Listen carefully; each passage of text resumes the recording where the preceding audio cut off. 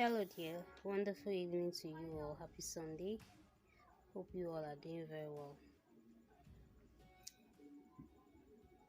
I want to ask a question. How do you feel, or how do you react to a news of someone's death? How do you react to it? For some people, lately, I feel that it's like we're not getting so used to it that you just see someone posting about someone dying, and the next thing you start seeing a lot of message coming in, rest in peace, RIP, RIP, and we move on. Have you ever occurred to you to really think, where does these people go to? Where do they actually go to? Do they just die and then they just disappear from the earth? Hmm, that's actually not the case.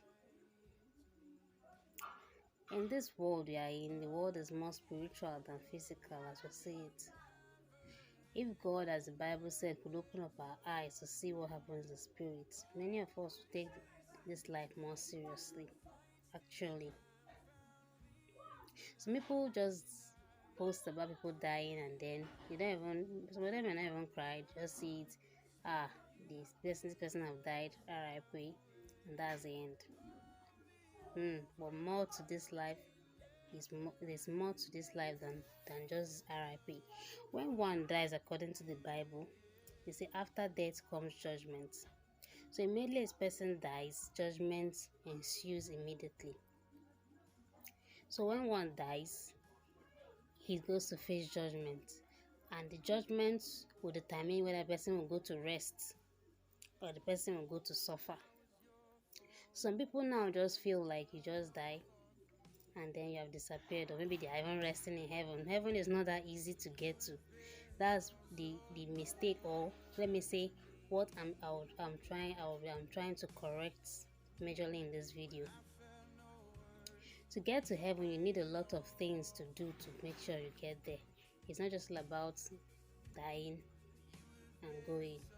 So people, even that's why many people commit suicide. They think that maybe then they kill themselves, they'll just go and then that's all. There's more to this life than that. Heaven is a place that it has so many priorities. There are so many things you ought to do to get there.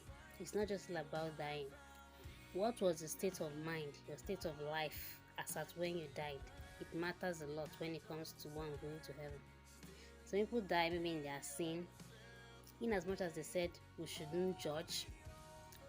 But it's very clear that when a man dies in his sin, he's going to face judgment. And except God in his infinite mercy decide to permit that person mercy, most of these people that die may end up just going to a place of torment and sorrow, which is hellfire. What and there are many of us are alive don't know the trauma most of these people are passing through. Those people that have gone, people that are even like hoping to have an opportunity to come back to amend their ways. We just see someone die and just continue our life. People are not making any effort to change whatsoever. Everybody still keep on living the life that so many people have died for the things we are doing presently on earth, and I hell perishing. But we have the opportunity to mend our ways. But sometimes the devil tend to cover our eyes to see the beyond the reality, as in to see the reality of things. And then many of us will just keep on living our lives and feel that the person has gone, and we just forget about that person. The person has been gone forever. We don't even care to know probably where the person will be at that moment. And we will keep on living and making such mistakes that many of those people have made in the past, and has actually made them to be where they are currently. Hello. It's high time we sit up. It's high time we wake up. It's high time we get to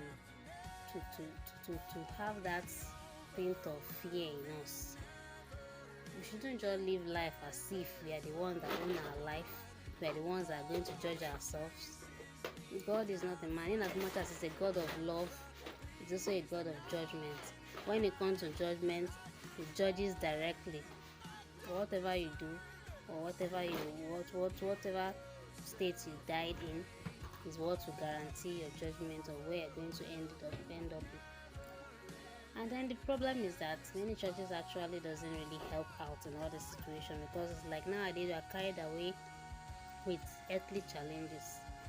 But I'm trying to encourage you all, if you are going to hear this, to listen to this video, to not slack, to not give up, or not just say, to keep on holding on. I just pray God gives us the grace. God opens up the eyes of many, because it's the last days. And He said in His word that in the last days He will pour out His Spirit upon all flesh. And then we all will both dream dreams, we will see visions, and not just see visions. I hope that these visions, these dreams, this revelation of who God is to us will actually shaping us to be who God really wants us to be, and to draw us closer into Himself. Because the Bible also says that in the last days, perilous times shall come. We are actually in the perilous times. In the last days too, because iniquity will abound, the love of many will wax cold. I'm just seeing such a thing happen everywhere. People don't have love for themselves, no single form of love, no form of care. Lost everywhere. People are, even from father, people are dying anyhow. I see here of terrible news, or people are dying out of fornication, whatever.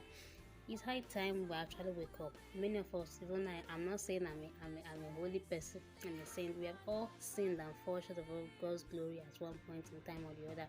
But the thing that what you have to do when one sins and falls short is to actually come to that state of saying, "Oh God, I've fallen short of your glory. Please pardon me my sins." And you hold firm to you, hold Him strongly, and have faith that He will give you the grace to continue holding on. I pray that this message blesses someone and actually encourages someone to actually remain steadfast and not allow the things going on in the world to deceive you, to help you to scale through this life, because what matters most is heaven that you're going to see at last. Thank you very much. I really hope you have a